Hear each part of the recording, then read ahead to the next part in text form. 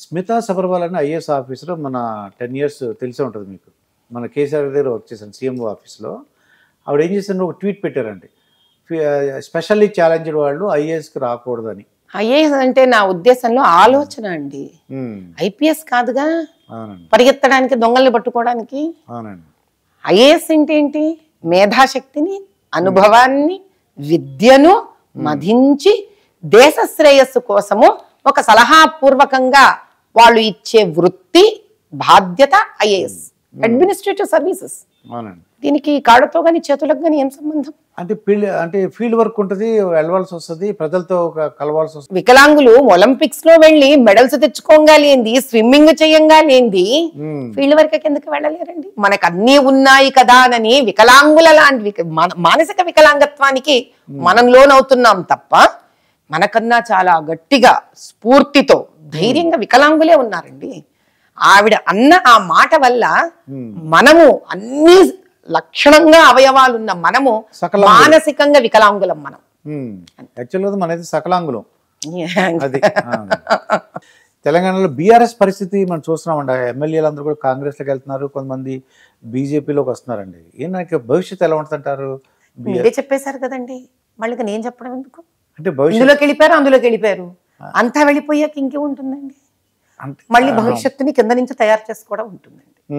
అవుతుందంటారా? అలాగా తయారు చేయగలరు అంటారా అని కేసీఆర్ గారు ఏదైనా చేసేసేటట్టుగా మాట్లాడతారు కదండి. ఒక కాల్పాలు, ఒక చిన్న క్రోసింగ్ తోటి వారు కోవిడ్ ని ట్రీట్ చేసేస్తారు. మీకు తెలుసా, కొత్తలో అన్నారు కదా, ఇలా అంటాను నేను, కోవిడ్ వెళ్ళిపోతుంది, సరిహద్దుల నుంచే వెళ్ళిపోతుంది, మా ఎమ్మెల్యే ఎంపీలు చాలు దాన్ని తరిమేస్తారు బయటికి అన్నారు. కరెక్ట్ గా కొన్ని రోజుల తర్వాత క్రోసిన్ వేసుకుంటే తగ్గుతుందంట, ఎవరో సైంటిస్ట్ చెప్పాడని అన్నారు. కాబట్టి ఆయనకు చాలా శక్తులు ఉన్నాయి, విపరీతమైన శక్తులు ఉన్నాయి. అన్ని శక్తులు ఉన్న కేసీఆర్ గారు ఏమో చేస్తారేమో, మళ్ళీ మొదలు పెడతారేమో. వారు, వారి అబ్బాయి, వారి కూతురు, వాళ్ళందరూ చాలా పెద్ద గ్యాంగ్ కదండి, గ్యాంగ్ లీడర్. ఏమన్నా చేయొచ్చు వారు, మనకు చెప్పలేము, కాలం కదండి, ఏమన్నా చేయొచ్చు. ఇప్పుడు కాంగ్రెస్ పరిపాలన ఎలా ఉంది మేడం? ఇన్ని రోజులు మీరు చూసారు, ఇది ఎలా ఉందంటారు మీ యొక్క అబ్జర్వేషన్ లో కాంగ్రెస్ పరిపాలన? మీరు ఇందాక చెప్పారు చూసారా, జగన్ గారు అంతా ఖాళీ చేసేసి ఇచ్చారు, చంద్రబాబు నాయుడు గారు ఏమీ లేదంటున్నారు అని. మరి రేవంత్ రెడ్డి గారు, మా ప్రియతమ ముఖ్యమంత్రి గారు కూడా అదే అంటున్నారు 6 నెలల నుంచి. వాగ్దానాలు ధాడ్ ధాడ్ ధాడ్ ధాడ్ అని చేశారు. మా రాహుల్ గాంధీ లాగా ఫటాఫట్ టకాటక్ పటాపట్ ఇవి వాడుతూ ఉంటారు అనమాట వీళ్ళు ఇట్లాంటివన్నీ.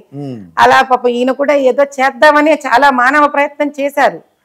కానీ మరి ఉన్న డబ్బు సరిపోవట్లేదా, అసలు డబ్బులే లేవా, మరి ఏమిటో మా లోగుట్టు పెరుమాళ్ళకి ఎరుక. వీళ్ళు కూడా ఇచ్చిన వాగ్దానాలు ఏవి పూర్తి చెయ్యలేదు.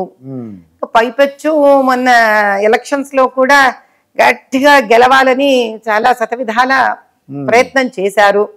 పాప మా రేవంత్ రెడ్డి గారు కూడా ఇక్కడి నుంచి చాలా రాయభారాలు చేశారు. ఇక్కడ ఎంఐఎంకి, అక్కడ కాంగ్రెస్ కి రాయభారాలు చేశారు. అందుకే 16 సీట్లలో నిలబడాల్సిన మా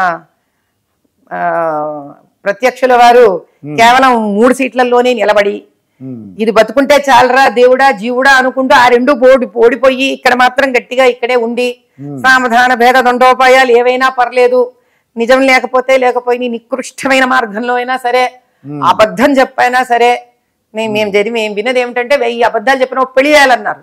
ఇక్కడ 1,00,000 అబద్ధాలు చెప్పైనా సీటు నెగ్గుకోవాలి, అది ఇక్కడ. సో ఇలా ఎవరి వాళ్ళ స్వార్థానికి పాపం చాలా కృషి చేస్తున్నారు. కాబట్టి ఈ కృషిలో టికెట్టుని కాపాడుకోవడంలో ఉన్నంత ఆసక్తి వీళ్లకు ప్రజల ఒక న్యాయము, ధర్మము, వాళ్ళ కోరికలు, వాళ్ళ ఇబ్బందులను తీర్చడానికి లేకపోవడం అనేది చాలా దురదృష్టకరం. ఆ కోవకు తెలంగాణ ముఖ్యమంత్రి వారి ఆధ్వర్యంలో ఉన్నవి కూడా ఆ కోవకే చెందుతాయి అనేది నాకు తెలిసినంత వరకు నా ఆలోచన. ఎందుకంటే ఇప్పుడు పాపం ఉద్యోగాలు కూడా ఇస్తామన్నారు.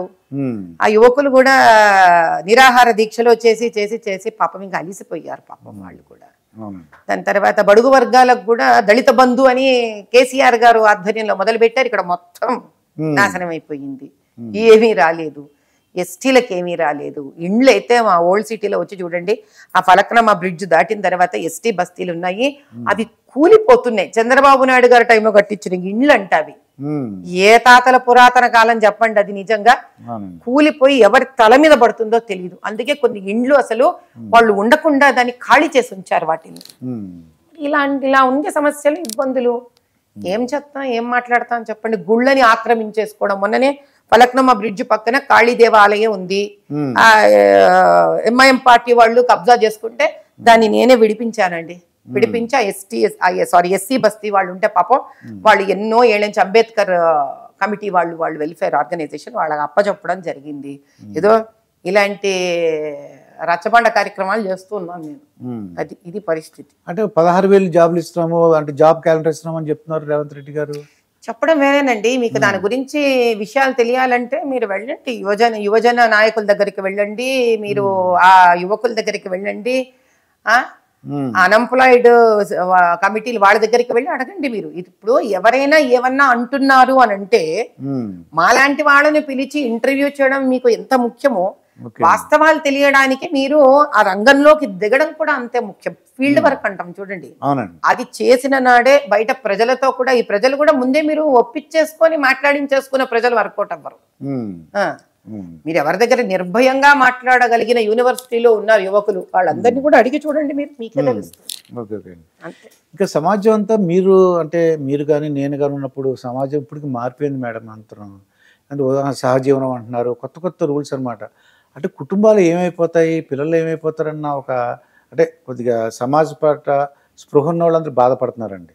అంటే నాకు దీని నుంచి తెలిసింది ఒకటేనండి, బహుశా తల్లిదండ్రులకు పిల్లల మీద ప్రేమ, వాళ్ళని మనసుని అర్థం చేసుకునే విధి విధానం కంటే కూడా పిల్లలు తల్లిదండ్రులకు ఒక రకమైన స్టేటస్ సింబల్ అయిపోయారండి.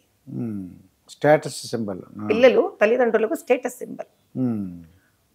మన రూపాలు, మన ప్రతిరూపాలు, వాళ్ళని ప్రేమించగలగాలి, వాళ్ళు మంచి కెరియర్లు తీసుకోవాలి, ఖచ్చితంగా తీసుకోవాలి. పిల్లలు చదువుకోకపోతే ఏం చేస్తారు, చక్కటి రంగాలలో రాణించకపోతే ఏం చేస్తారు. కానీ ఈ కార్యక్రమంలో పిల్లల కోసం తల్లిదండ్రులు మార్చుకోగలిగితే, వాళ్ళని వాళ్ళు ఒక చక్కటి భార్యాభర్తలు అవ్వగలిగితే, ఈ మీరు లివింగ్ రిలేషన్షిప్స్ అంటున్నారు కదా, ఈ ప్రతి లివింగ్ రిలేషన్షిప్ వెనకాల ఒక డిసప్పాయింటెడ్ ఫ్యామిలీ ఉందండి. అంతేగాని నాకు తెలిసి పిల్లలు ఎవ్వరికీ కూడా కబుక్కని వెళ్ళి ఇంకెవరితోనూ లివింగ్ రిలేషన్షిప్ లో ఉండే అవసరము లేదు, కోరికలు లేవు. మనకది ఎబ్బెట్టుగా కనిపిస్తోంది తప్ప దాని వెనక అంతకన్నా అసహ్యంగా వాసన వస్తున్న జీవన విధానాలు, కుటుంబాలు, వాళ్ళ ప్రవర్తన, వాళ్ళు ఇస్తున్న ప్రెషర్ పిల్లలకి ఎక్కడ లేదండి. పిల్లలకు ప్రెషర్ చెప్పండి, ఇండ్లలో నుంచి ప్రెషర్, బయట స్కూళ్ళు కాలేజీలకు వెళ్తే ప్రెషర్, మార్కెట్లోంచి ప్రెషర్. కనీసము ఇది వరకు మీకు గుర్తుందా, మనం చిన్నప్పుడు పెళ్లిళ్ళకు వెళితే అరే అద్దిన్నవారా ఇద్దిన్నవారా అని పిలిచి అడిగేవాళ్ళు అమ్మమ్మలు నాన్నమ్మలు కూడా మనని. అవునా, ఆ డబ్బాలలో చెక్కిళ్ళు జంతికలు ఇవన్నీ చేసి పెట్టి తినమనేవాళ్ళు. పెళ్లిళ్ళకి వెళితే అంత పుంతలలో పడి తిరిగి ఆడుకునేవాళ్ళం. కానీ ఈ మధ్య నువ్వు ఏం చదువుతున్నావు, నువ్వు ఏం చేస్తున్నావు, నీకు ఉద్యోగం వచ్చిందా, ఇంట్లో ముసలివాళ్లతో సహా 24 గంటలు career career career career career career. అప్పుడు మరి వీళ్ళు ఎవరి దగ్గరికి వెళ్ళి స్నేహం చేస్తారు? ఇలాంటి ఒక కెరియర్ బాధలు ఉన్న వాళ్ళతో పోయి స్నేహం చేస్తారు. దాంతో మనకున్న మన సోషల్ మీడియా మాతృస్వరూపం ఉంటుంది కదండి. ఇంట్లో తల్లి కరువయ్యాక సోషల్ మీడియా అమ్మ అయిపోయింది. తప్పే ఉంది ఇంకా చెప్పండి. వేలెత్తి చూపించడం ఎంతసేపు అండి. నేనే చాలా కాలంగా వీటి గురించి ఆలోచించడం జరుగుతోంది. తప్పెక్కడ ఉంది? ఈ పిల్లలు ఇంత సంస్కారం నుంచి మనకు లేని అలవాటుని కూడా దగ్గరికి చేసుకోవడానికి ఏమిటి కారణము? ఏమిటి కారణము? ఇదివరకు మనకి ఇళ్లలో చదువు చదువు చదువు, మన వయసు అంతకన్నా పూర్వం వయసు అంత ఉండేదేం కాదు. వచ్చేవాళ్ళు ఆ పుస్తకాలు బ్యాగ్ పక్కన పడేస్తే ఏదో వెరైటీ ఉండేది ఇంట్లో వంట. ఖచ్చితంగా అప్పుడు కాలంలో అమ్మలు ఇంటికి రాగానే ఏదో చిరుతిండి ఉండేది. ఆ 2-3 రోజులలో అయిపోతున్నాను కొత్త చిరుతిండి తయారయ్యేది పిల్లలకి. కదండి ఇప్పుడు అమ్మ చేస్తే చిరుతిండి తినడం అనే జీవితం ఎక్కడుంది పిల్లలకి? ఇప్పుడు స్విగ్గీ జొమాటో ఉంది, అది టొమాటో కూడా వస్తుంది. స్విగ్గీ అన్ని వస్తాయి. ఇవన్నీ ఏదో స్త్రీకి ఒంట్లో బాగాలేనప్పుడు లేకపోతే ఏదో ఒక కారణం చేత ఎవరైనా తెప్పించుకోవచ్చు, ఇబ్బంది లేదు. కానీ ఏది ఎక్కువ అమ్మ అయ్యింది, అసలు అమ్మ ఎక్కడికి వెళ్ళింది, అది ఏది ఎక్కువ తండ్రి అయ్యింది, అసలు తండ్రి ఎక్కడికి వెళ్ళి, వీళ్ళిద్దరు భార్యాభర్తలుగా ఎక్కడ ఉన్నారు వీళ్ళు. ఇది భార్యాభర్తలు ఎక్కడ ఉన్నారని ఫస్ట్ ప్రశ్నించుకోవలసిన కాలం. అమ్మా నాన్న కూడా కాదు, ముందు భార్యాభర్తలు. ఈ చక్కటి భార్యాభర్తల అనుబంధం నుంచే తల్లిదండ్రులు, పిల్లలు, పరివారము, వాళ్ళ ధైర్యము, వాళ్ళ శక్తి, వాళ్ళ ఆలోచన విధానము, వాళ్ళ స్టెబిలిటీ, ఒక దృఢత్వం ఏర్పడుతుంది. సమస్య భార్యాభర్తల్లో ఉందండి. అది తల్లిదండ్రుల్లో ఉందన్నమాట. భార్యాభర్తల్లో, అదే భార్యాభర్తల్లో మంచి తల్లిదండ్రులు కూడా అవుతుంటారు వీళ్ళు, కానీ పిల్లల ముందు భార్యాభర్తలకు కొట్లాడేసుకుంటుంటారు. విడివిడిగా మంచి తల్లిదండ్రులే వీళ్ళు, పిల్లలు ఎదురుగుండా భార్యాభర్తలుగా వీళ్ళు విఫలమైతే మిగిలేది అదేనండి.